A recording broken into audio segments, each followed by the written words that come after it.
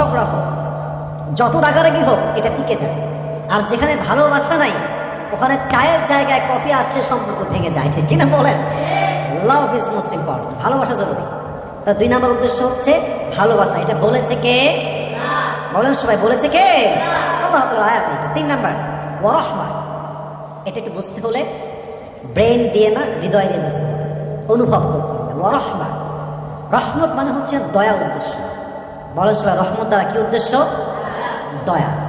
আচ্ছা, মনে করেন আমার বয়স 26 ইয়ার্স অথবা 27 ইয়ার্স ওল্ড, 27 বছর। আমার বয়স যখন 60 বছরে যায়, আচ্ছা 60 না, মানে 70 বছরে, আর আমার ওয়াইফের বয়স মনে করেন 65 বছর, 5 বছর গ্যাপ দিলাম।